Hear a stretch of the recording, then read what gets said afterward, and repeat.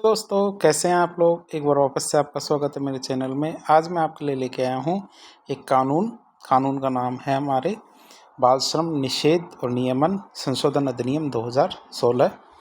अंग्रेजी में से कहते हैं live child labour prohibition and regulation amendment act 2016।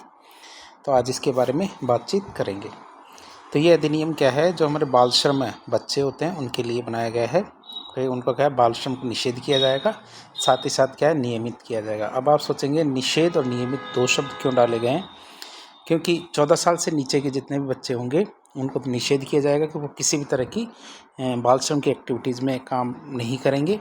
साथ ही साथ 14 से जो 18 साल के जो किशोर वर्ग होता है उनके कार्यों को रेगुलेट किया जाएगा। उन पर निषेध नहीं है, उनको क्या रेगुलेट किया जाएगा। तो ये 2016 का हमारा अधिनियम है, उसके बारे में बातचीत करेंगे।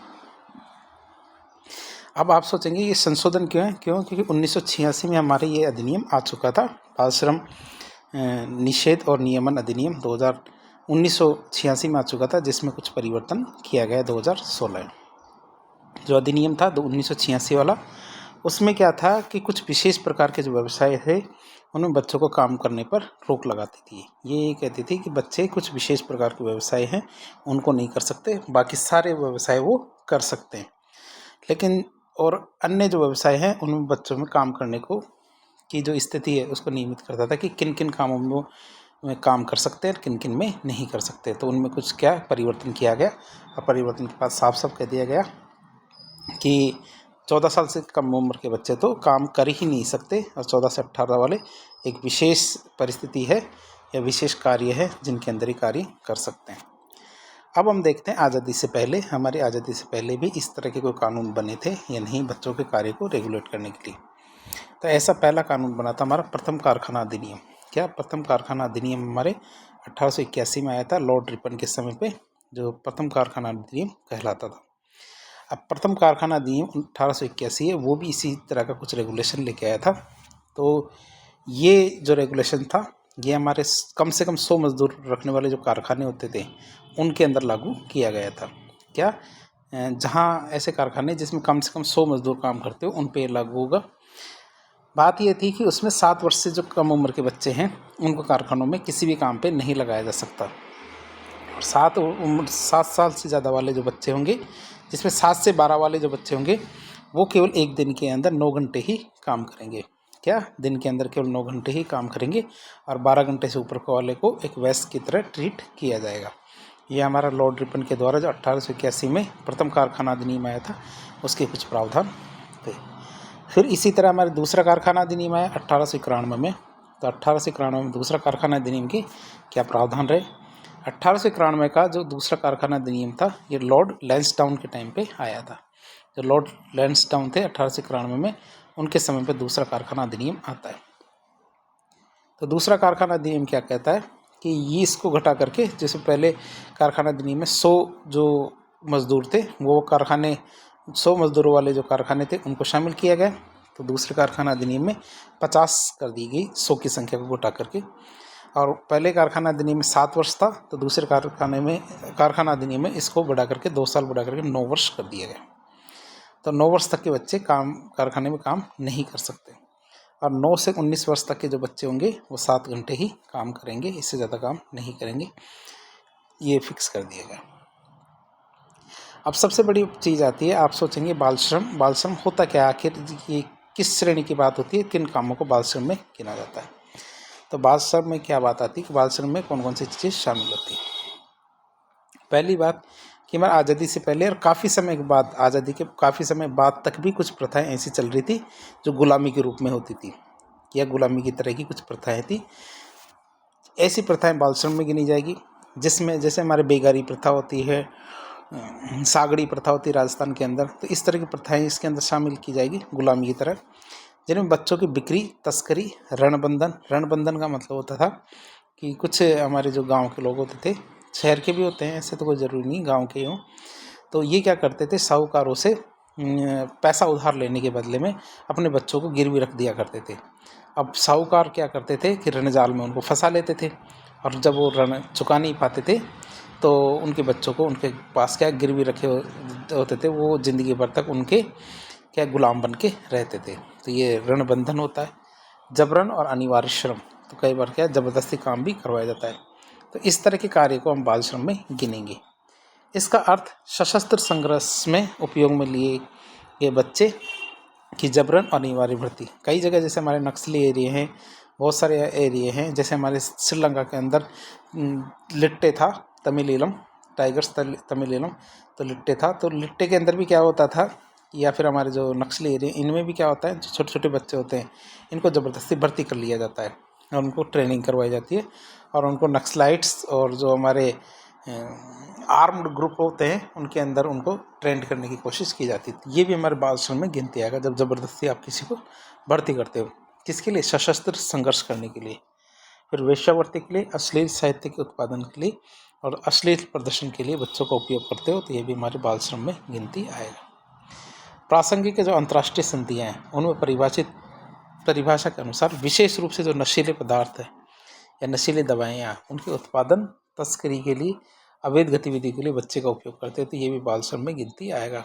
तो कई बार क्या होता है कि जैसे इंटर बॉर्डर होती है, जैसे एक स्टेट से दूसरे स्टेट में किसी नक्सली क्या जो नशीले पदार्थ है उनके ड्रग्स है इनकी बिक्री के लिए, तो कई बार क्या बच्चों का उपयोग किया जाता है। आपने कई बार मूवीज़ में देखा होगा कि बच्चों के बैग में रख के इनकी तस्करी कर दी जाती है, तो ये भी हमारे बाल श्रम में गिनती आएगा। इसमें वो सारे कार्य भी शामिल होंगे जो अपनी प्रकृति और परिस्थिति के अनुसार किए जाते हैं, जिससे बच्चे के स्वास्थ्य, सुरक्षा और नैतिकता को नुकसान होता हो। ये सब कार्य बाल श्रम में गिनती आएगी। अब बात करते हैं बाल श्रम में कौन कौन से काम नहीं आते हैं। आप ये ना माने कि जैसे मम्मी ने 1 किलो दूध मंगवा लिया तो आप सोचेंगे कि ये तो बाल श्रम है, क्यों? क्योंकि बच्चे से काम करवाया। नहीं, ये बाल श्रम में नहीं आते। जैसे घर के आसपास अपने माता पिता की मदद करना, ये बाल श्रम में नहीं आता।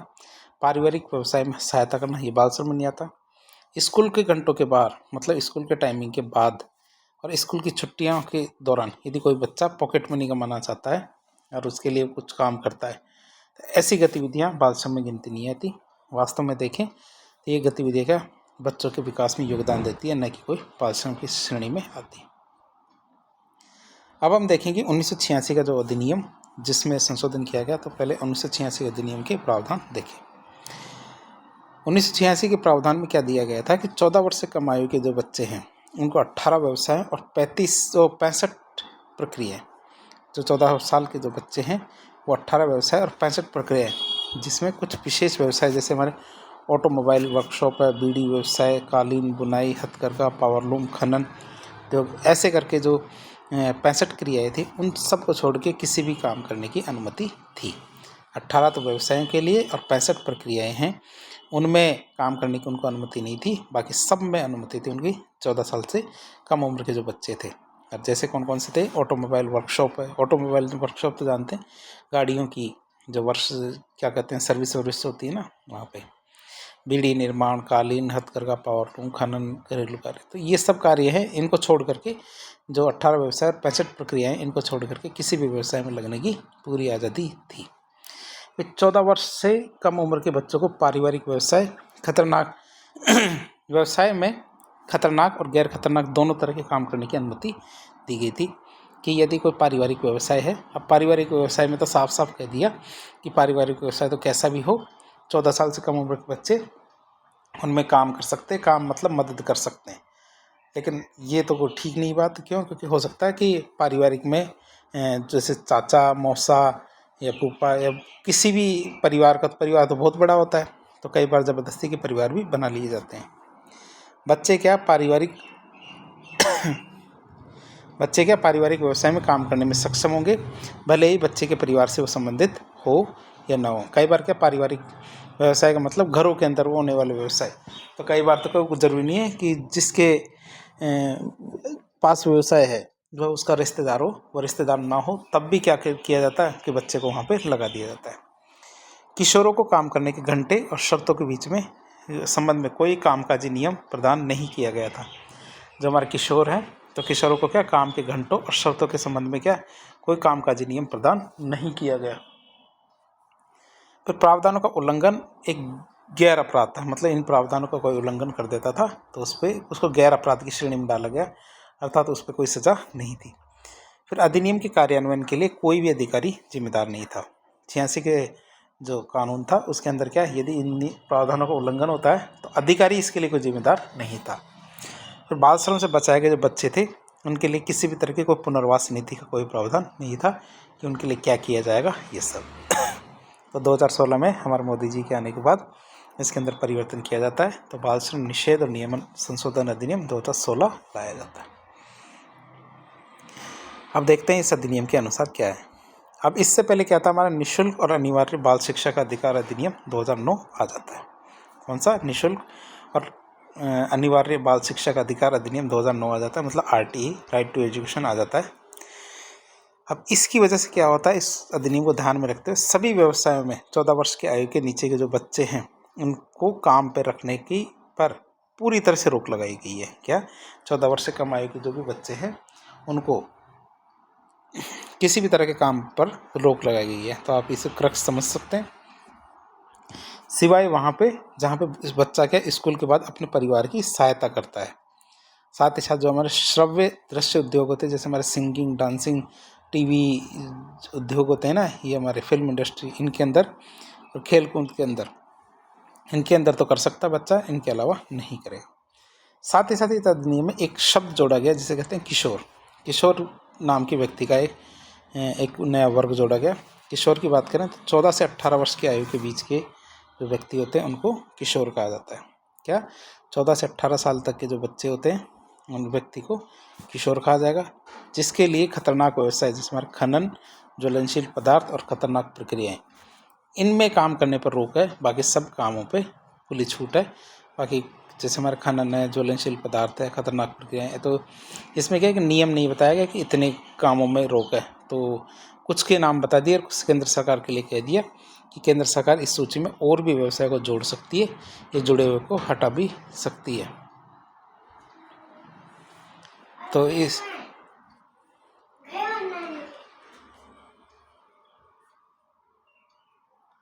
तो केंद्र सरकार क्या कर सकती है, इस सूची के अंदर किसी व्यवसाय को जोड़ भी सकती है और हटा भी सकती है। तो केंद्र सरकार के विवेक पर इस चीज़ को छोड़ा गया है।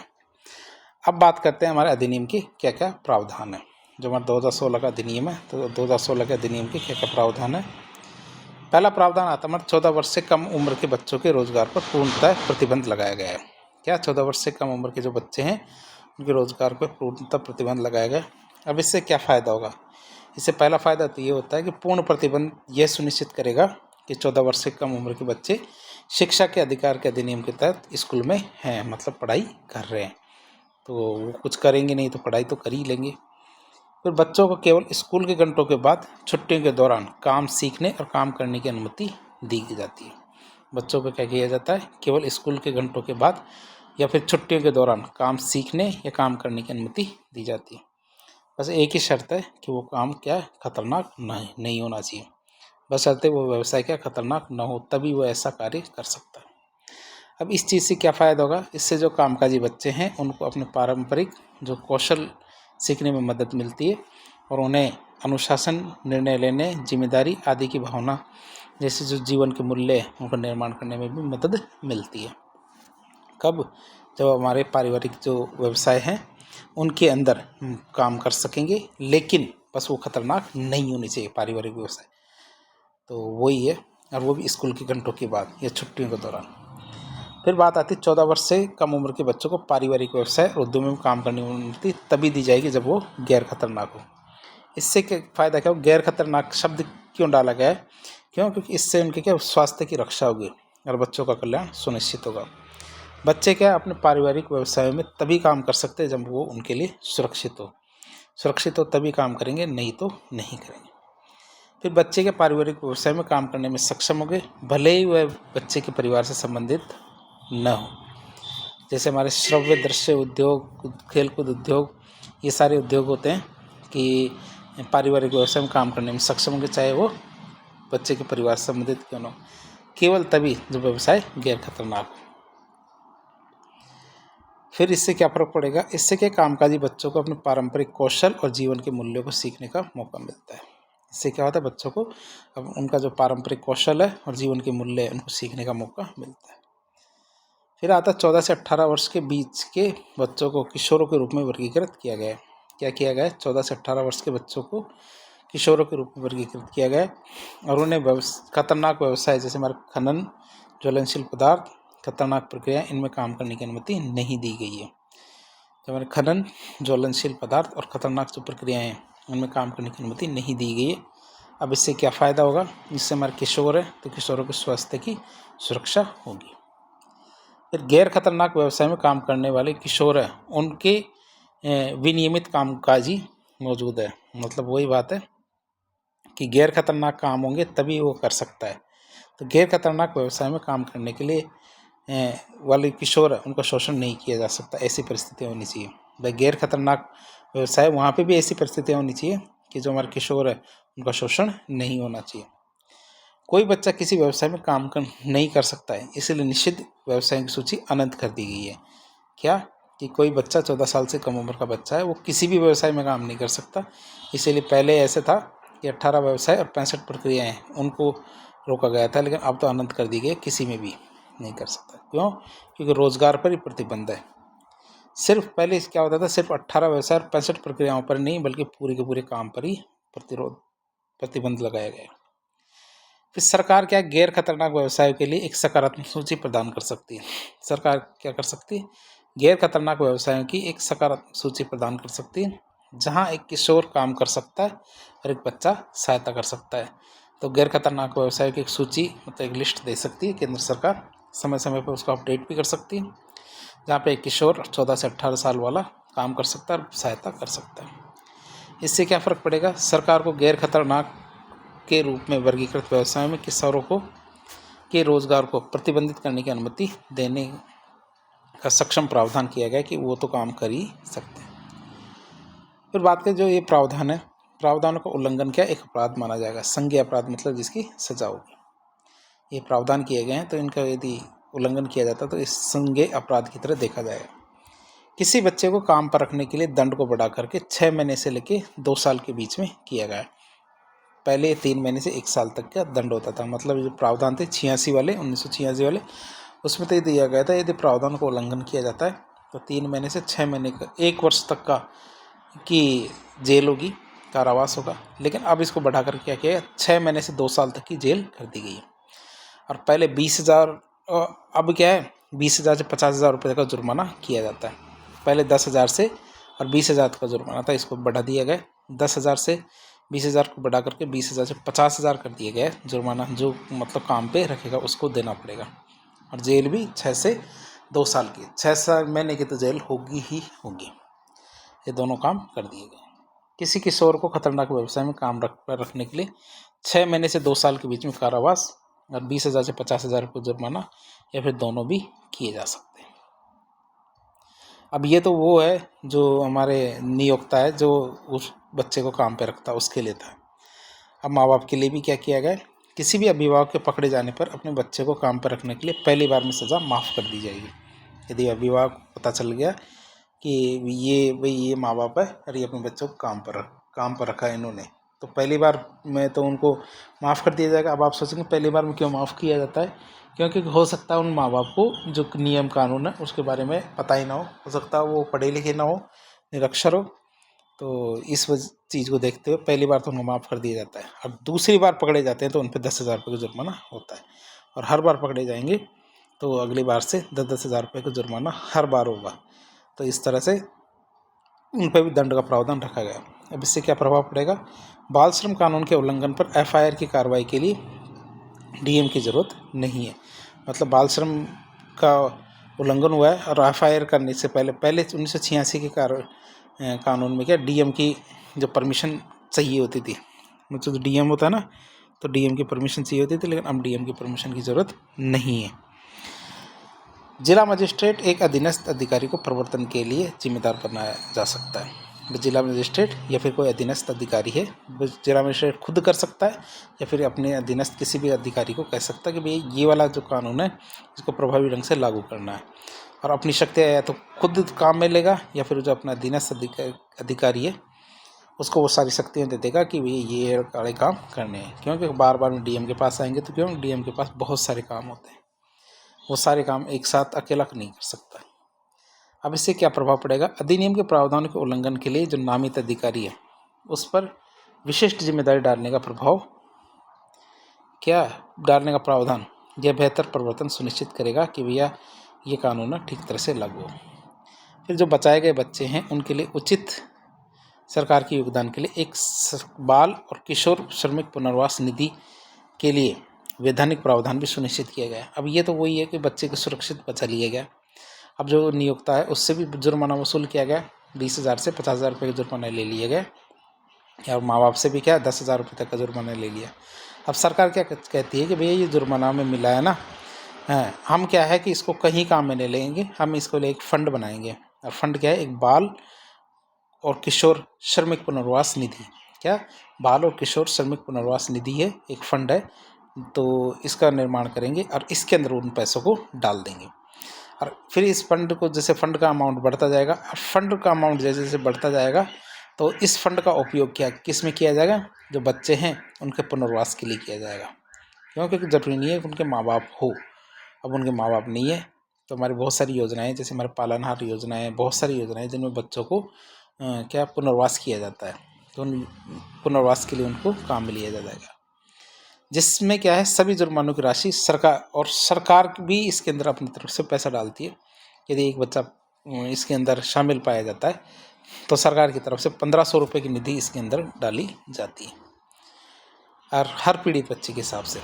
प्रभाव की बात करें, पुनर्वास निधि के लिए वैधानिक प्रावधान यह सुनिश्चित करेगा कि बच्चे और किशोर को न केवल बचाया जाए बल्कि निधि में एकत्रित राशि से उसका भविष्य भी सुरक्षित हो। अब आप सोचेंगे 1,500 रुपये की राशि से क्या होगा, लेकिन आप वो नहीं देख रहे। 50,000 रुपये की राशि तो वहाँ से मिल रही है जो नियोक्ता है, और फिर सरकार भी नहीं चाहती कि इस तरह के कार्य हो। क्या? सरकार भी नहीं चाहती कि इस तरह के बाल श्रम के कार्य हो और उसमें इस तरह के प्रावधान हो। वो चाहती है कि इस पर पूरी तरह से रोक लगे। वो कहते हैं ना, प्रिवेंटिव चाहिए, डिटेंटिव नहीं। तो इस राशि का उपयोग बचाए गए बच्चों की शिक्षा और कल्याण के लिए किया जा सकता है। अब बात करते हैं अधिनियम, तो हमने देख लिया अधिनियम के फायदे क्या है, मतलब अधिनियम के सकारात्मक पक्ष क्या है।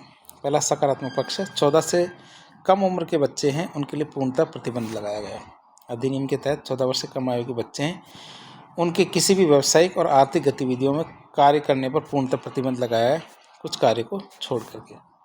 इसमें छोटे बच्चे हैं उनका शोषण, बंधुआ मजदूरी और जोखिमपूर्ण कार्य उनमें लगाए जाने पर रोक लगेगी। कोई खतरनाक व्यवसाय के लिए 18 वर्ष की आयु न्यूनतम रख दी गई है। अधिनियम में 18 वर्ष से कम उम्र के जो किशोर हैं उनको खतरनाक उद्योगों और व्यवसाय में काम करने पर रोक लगाई गई है। फिर जो संविधान अधिनियम है ये क्या करता है? संविधान के अनुच्छेद 24 जो खतरनाक उद्योगों में बच्चों को काम करने पर प्रतिबंध लगाता है, इसको मजबूत करता है। शिक्षा का अधिकार की मजबूती भी इससे मिलती है, इस अधिनियम से। तो अधिनियम क्या करता है? शिक्षा का अधिकार अधिनियम 2009 के साथ तालमेल बैठाता है, ताकि क्या है बच्चे स्कूल में पढ़ाई करें और काम ना करें। तो ये अधिनियम इस चीज़ को सुनिश्चित करने की कोशिश कर रहा है। फिर इसमें सज़ा और दंड के प्रावधान भी किए गए, मतलब नियोक्ताओं के लिए तो कड़ी सज़ा का प्रावधान है, 6 महीने से 2 साल का, और 20,000 से 50,000 या फिर दोनों, और दोबारा करने पर 1 से 3 साल की सज़ा और एक्स्ट्रा मिलेगी। माता पिता के लिए नरमी कैसे? पहली बार माफ़ी मिल जाएगी अपराध करने पर। बार बार अपराध करते हैं मतलब अपने बच्चे को काम पे लगाते हैं तो 10,000 रुपये तक का जुर्माना किया जाएगा। मानव तस्करी और बंधुआ मजदूरी के खिलाफ मजबूत प्रावधान। क्या मानव तस्करी और बंधुआ मजदूरी के खिलाफ प्रावधान की बात करें तो अधिनियम क्या मानव तस्करी और बाल मजदूरी को जबरन करवाने के खिलाफ कार्रवाई को सख्त बनाता है। अब इसके क्या नुकसान तो क्या हो सकते हैं, लेकिन कुछ कमियां हैं इसके अंदर। वो क्या है? पारिवारिक व्यवसाय में बच्चों को काम करने की छूट दी गई है। अधिनियम क्या बच्चों को उनके परिवार के व्यवसाय, मनोरंजन उद्योग और खेल इनमें काम करने की अनुमति देता है, बस वो स्कूल की छुट्टी के बाद हो या फिर स्कूल के बाद हो या छुट्टी में। अब इसमें क्या कमी लगती है? ये प्रावधान के बाल श्रम को वैधता देने का एक तरीका है, खोल सकता है। क्यों? कि कई मामलों में बच्चों को जबरन पारिवारिक व्यवसाय में लगा दिया जाता है और उसका शोषण भी किया जाता है। तो 18 वर्ष से कम उम्र के किशोरों की सुरक्षा पर सवाल की बात करें तो अधिनियम क्या है? जो खतरनाक व्यवसाय है उनमें 18 वर्ष से कम उम्र के किशोरों को काम पर रोक लगाता है, लेकिन अनौपचारिक क्षेत्र में बाल श्रम के मुद्दों को नहीं सुलझाता। कई काम जो लंबे समय तक किए जाने पर बच्चों के स्वास्थ्य को नुकसान पहुंचा सकते हैं, जैसे ईंट भट्टे, घरेलू कामकाज, कपड़ा उद्योग, ढाबों में काम करना। इस तरह के काम होते हैं जो उनको पूरी तरह से प्रतिबंधित नहीं किया गया। फिर वही है, खतरनाक उद्योगों की एक सूची है। अब सूची देखें तो सूची में बहुत कम आइटम है। मतलब सरकार ने खतरनाक उद्योगों की संख्या 83 से घटा के केवल 3 कर दी है। खनन, विस्फोटक, अन्य खतरनाक प्रक्रिया। तो एक तरह से ये तो बहुत गलत है। इससे कई ऐसे व्यवसाय जैसे निर्माण कार्य, रसायन उद्योग, ई कचरा निपटान, घरेलू श्रम, ये सब है ना जो बच्चों के लिए खतरनाक हो सकते हैं, अब प्रतिबंध के दायरे से बाहर कर दिए गए। तो ये जो हमारे कौन कौन से ई कचरा निपटान, ये कंप्यूटर, इनके कीबोर्ड जिनमें केमिकल्स निकलते हैं, तो इनको क्या है, खतरनाक उद्योगों के दायरे से बाहर किया गया। पर पर्याप्त निगरानी तंत्र की कमी। कानून लागू करने के लिए एक मजबूत निगरानी प्रणाली की जरूरत होती है, लेकिन भारत में क्या है, बाल श्रम को नियंत्रित करने के लिए एक पर्याप्त निरीक्षण अधिकारी भी नहीं है। ग्रामीण और असंगठित क्षेत्रों में जहां बाल श्रम आम है, वहां कानून का पालन सुनिश्चित करना मुश्किल हो जाता है। तो बाल श्रम वहाँ रोका जाना मुश्किल है। तो बच्चों की शिक्षा पर प्रभाव। पारिवारिक व्यवसाय में काम करने की छूट से बच्चों की शिक्षा पर प्रतिकूल प्रभाव पड़ सकता है। गरीब परिवारों के बच्चे स्कूल छोड़कर पूरी तरह काम में लग सकते हैं। क्यों? क्योंकि ये सिद्ध करना कठिन होगा कि वे केवल स्कूल के बाद और स्कूल छुट्टियों में काम कर रहे हैं। ये बहुत मुश्किल काम है ऐसा तय कर पाना। तो निष्कर्ष के रूप में देखें तो बाल श्रम निषेध अधिनियम संशोधन अधिनियम 2016 बाल श्रम को रोकने और बच्चों की शिक्षा को बढ़ावा देने की दिशा में एक महत्वपूर्ण कदम है। हालांकि इसके कुछ प्रावधान, जैसे हमारे पारिवारिक व्यवसाय में काम करने की अनुमति, खतरनाक उद्योगों की सूची सीमित करना, कानून के प्रभाव को कमज़ोर कर सकते हैं, लेकिन फिर भी ये कानून काफ़ी अच्छा है। हमारी तरफ से कुछ सुझाव हो सकते हैं इस कानून के लिए कि पारिवारिक व्यवसाय में काम करने की परिभाषा को सख्त बनाया जाए कि किस तरह के काम होने चाहिए, किस तरह के नहीं, ताकि इसका दुरुपयोग ना हो सके। खतरनाक व्यवसाय की सूची का विस्तार किया जाए। श्रम कानूनों को सख्ती से लागू किया जाना चाहिए। बाल श्रम की निगरानी के लिए एक प्रभावी तंत्र विकसित किया जाए, खासकर ग्रामीण और अनौपचारिक क्षेत्र में। और शिक्षा और पुनर्वास कार्यक्रमों को मजबूत किया जाए ताकि बच्चे क्या स्कूल से न छूटे और काम की ओर न बढ़े। यदि इन कमियों को दूर किया जाए तो यह अधिनियम बाल श्रम उन्मूलन में और अधिक प्रभावी साबित हो सकता है। तो इस तरह से आज हमने बाल श्रम नियमन निषेध अधिनियम 2016 जो संशोधन अधिनियम था उसके बारे में देखे, उसके प्रावधानों के बारे में देखा, जो हमारे देश के लिए जो बाल श्रम की समस्या है उसको दूर करने में कारगर साबित हो रहा है। इस प्रकार के इन्फॉर्मेटिव वीडियोस देखने के लिए हमारे चैनल से जुड़े। वीडियो यदि पसंद आए तो वीडियो को लाइक करें, चैनल को सब्सक्राइब करें, अपने दोस्तों के साथ शेयर करें। धन्यवाद।